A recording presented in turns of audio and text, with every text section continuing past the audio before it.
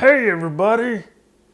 So it was great being here for like 30 days or so, I think a month, because we're like this Halloween people that's supposed to, I don't know, make you feel festive. But listen, um, our time has get the fuck out of the way. Listen, guys, it was great hanging around and serving our master KRS. But now the day has come where we must go back into the ground. So we want to thank you for dealing with us and chilling with us while we were just, hanging around. And hopefully we will see you next year, bitch.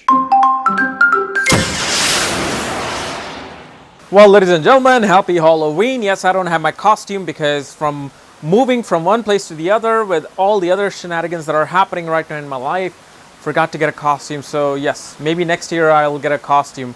Actually, it might be a very special one next year where I might have a Papa Penguin costume and a Baby Penguin costume. But yeah, just didn't get time. So, I just wanted to put up that little magic act in the beginning. So anyway, today we're going to discuss the curse of Scorpio and Aquarius. Because as you have heard me over the year, talking about how sign of Scorpio as sign of Aquarius are karmic backlogged signs. Why is this? Well, it's quite simple. These two signs are co-ruled by two most malefic planets, which are Rahu and Ketu. Rahu co-rules the sign of Aquarius. Ketu co-rules the sign of Scorpio, because Scorpio is ruled originally by Mars and Aquarius is ruled by Saturn. Okay, and both of these planets are the shadow of these main planets. Ketu is a shadow of Mars. Rahu is a shadow of Saturn. Why is that? Because Mars is the charging army. Mars is a soldier who's advancing army. He goes out and he wants to take a soldier and try to conquer something. Ketu is somebody who has already conquered. Ketu is like, hey, I've already conquered this thing. You can't defeat me. You can't change this. I've already conquered what I had to conquer. Now, same thing with Rahu. Why is Rahu a reflection of Saturn? What is Saturn? Saturn is fear and an anxiety. What is Rahu? Rahu also brings fear and an anxiety. Saturn brings fear and an anxiety of the real world, real situations, like you not being able to pay your bills, or you not, having to get that perfect career, perfect marriage, that wealth that you wanted. That's a fear and an anxiety. Oh my God, I need everything perfect, otherwise everything's gonna go south. Same thing with Rahu. Rahu brings fear and an anxiety, but of the illusional world, of the other world. Meaning that people who feel that they're haunted by ghosts, people who feel that they're going crazy, they're seeing things that they're not. Like if you go into the dark in a very old house in the middle of the night where nobody's around, what's going to happen? You're going to start imagining things. You're going to start thinking, there's something here. There's some entity here. That entity is nothing but Rahu being activated inside you. And yes, when it's active, that entity comes to life because it's nothing but manifestation of Rahu. This is why these two planets are controlling these two signs, and that is the main reason why they're really the karmic signs. And what you need to get out of this is this. Sign of Scorpio represents death of something because it controls the 8th house. Letting go of something, death of something. It'll feel like the world has come upon you and you're being buried underground. Like 8th house is things buried underground, so you're being buried underground. Okay? Then Aquarius is another karmic back sign because Aquarius is what? It's the 11th house of the zodiac belt. It is the 11th house of your birth chart. 11th house represents what? Gains. Liquid gains. Gains of money, gains of wealth and luxury and all kinds of materialistic items. What this is now doing karmically is now you have to give all these things away. You have to let go and sacrifice your gains in this life if you have one of these signs activated. Now, how are these signs activated? Let's discuss that. So how do the signs of Scorpio and Aquarius affect you? Well, the way they affect you is when they become ascendant lords in your life. And it's not necessarily just your birth chart that happens. It is also considered in your divisional chart. Like when somebody has a Scorpio ascendant, especially in their main birth chart, they feel like their whole life is just cursed. They feel like nothing goes right for them. They can have as much money as they want. They can have all the fame that they desire in the world. But somehow, some way, things happen in their life where they just feel like, I'm cursed. They like keep going to the point zero. They gain something, it becomes a death of it. They get something, it becomes a death of it. And this is why it becomes very hard life for these people to have. Same thing with the divisional chart. If you have a Scorpio rising in any divisional chart, that part of your life will feel like it's a curse. That part of your life will feel like it's a world coming down on you. So if you have a Scorpio Namansha, as in D9 chart, which represents your marriage and spouse, okay, in terms symbolically, even though it's strength of your planet, that's different. It's mainly representing your spouse. Scorpio ascendant there will show that your marriage will feel like a burden upon you. Your marriage will feel like a curse, like, oh my God, who did I get married to? What happened to me? Same thing with, let's say, your the Dasamsha chart. If your Dasamsha has Scorpio ascendant, your career will feel like a burden upon you. Anything you do career-wise will feel like it is like taking away your life. It'll feel like you're just giving away your energy towards your career, and yet you're not reaping the rewards that you want. Or if you're reaping the rewards that you want, you're simply not being satisfied with it. So symbolically, it can mean all these things. You may have the money. Scorpio ascendant doesn't mean that you will not have the money. Scorpio ascendant in your Hora chart doesn't mean that you will not have money. It's just that having money will still feel like you have the most cursed life. You'll be driving a Bentley and a Ferrari, you'll feel like, Let's say your D3 chart that represents siblings. If that has a Scorpio ascendant, you'll feel like your siblings are a curse upon you. Your siblings, no matter what happens, somehow, some way, you keep getting into these entanglements with them, fights with them that completely go up and down. You know, one day is good and then the next day is completely bad. And that part of your life just feels like a curse. This is why it feels like a death scenario of Scorpio. But let me also give you the other side of it. If Jupiter is placed in Scorpio, if Jupiter is placed in the sign of Scorpio in your main birth chart or any other divisional chart, and especially the ascendant of that divisional chart, it shows that Jupiter is now transforming you in a positive way, because sign of Scorpio represents transformation, transforming from one thing to the other. Caterpillar transforming into a butterfly. That's a transformation of the 8th house, Scorpio. But when Jupiter is there, it shows you the positive change.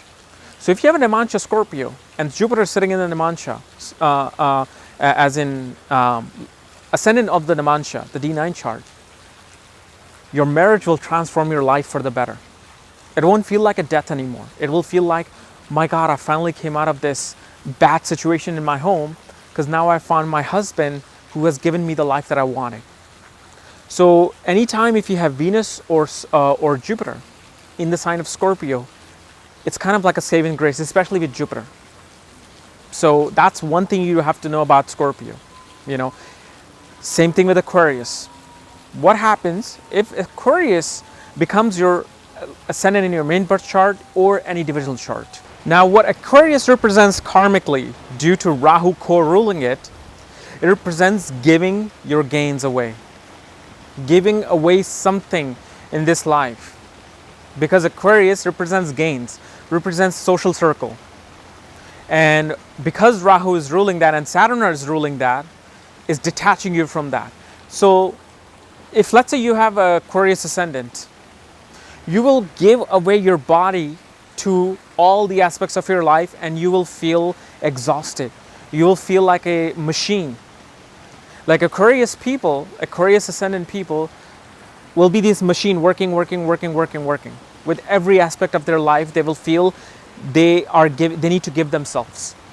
It's not really about working, it's about they're sacrificing their body to achieve things in life. So whether you're a scientist, whether you're a creative person, whether you're a doctor or a military man, you're giving away yourself, your body, to make everything else happen in your life. You'll be like this workaholic machine. Now, if Aquarius ascendant happens in a divisional chart, it shows you have to sacrifice that part of your life, that what is in the divisional chart, to gain something in life. So let's say, let's take the D7 chart, Saptamensh chart, that shows your children. Now you must be thinking, oh my God, I'm going to have to sacrifice my children, or my children will die or something. No, again, this is wrong analysis without really knowing what this thing is about. Okay, so don't jump into conclusions. When, let's say, you have Aquarius ascendant in your D7 chart, what this means is that you're gonna give away your children, sacrifice your children. What does that mean in this day and age? Although Parashara meaning of this will be very harsh, that your children will be taken away from you, or they will die, or something like that, where in nowadays, in 2013, what simply means is that you will have a girl. If both mom and dad have Aquarius ascendant in their D7 chart, most likely they always end up with a girl. Why? What do you do when you have a daughter? You give your daughter away in marriage. That's a symbolism of Aquarius ascendant. Aquarius ascendant in Dasamsha chart may show you will give up your career in life to gain spirituality. You'll have to sacrifice your career for some other aspect of your life. So Aquarius represents sacrifice. You're no longer gaining something, you're giving away something. And Scorpio is burden of something. You feel like the world is coming upon you. But if Jupiter is in Aquarius, just like Scorpio, that again becomes a saving grace. Because then you no longer are sacrificing something in a bad way. You are gaining so much in your life that you're giving it as a donation. People get so rich that they no longer need to work. So what do? They give up their position to their successor. Like, let's say Warren Buffett is about to retire from Berkshire Insurance Company. His successor is going to take over that. That's called giving up your career. So in a good way, it'll be giving up. Although I'm not saying he has a Aquarius, Dasamsha, and Jupiter is there. I'm just giving you an analysis. You know, in D9 chart, it'll show that you may not want to get married at one point, and you'll just be like, I'm happy without being married. I'm giving up this thing called marriage. I'm giving up this thing called bondage for life. So these people become happy. There are a lot of single people that you will find, especially with Aquarius ascendant. Why? Because they feel like marriage is not giving them anything. Marriage is not taking them anywhere. So they're happy being single. Now if Jupiter is there, they will get married. They will have everything in life. But what will happen is they will give everything up to their spouse. Again, look at the symbolism.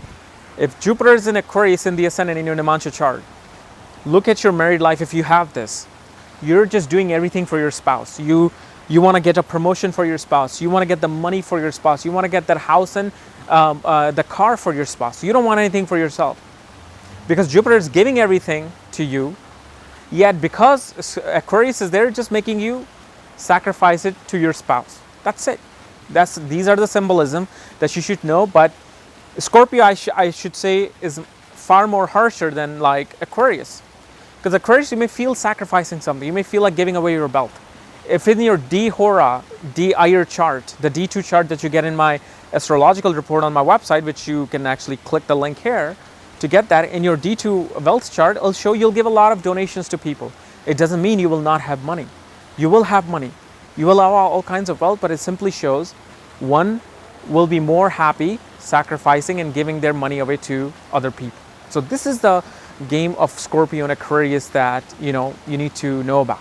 So if you want to see your divisional charts, if they have Aquarius or Scorpio ascendant, and if there's any positive planet in there, especially Jupiter, trying to save that or being a saving grace for you, for that, check out this link here so you can get this full astrological report and get all the details of your life and horoscope in this 100-page report. Otherwise, this was my analysis of, Scorpio and Aquarius game of karmic curse and karmic cycle that they play in your horoscope. And, it was a long overdue video, but I just finally thought I'd do it.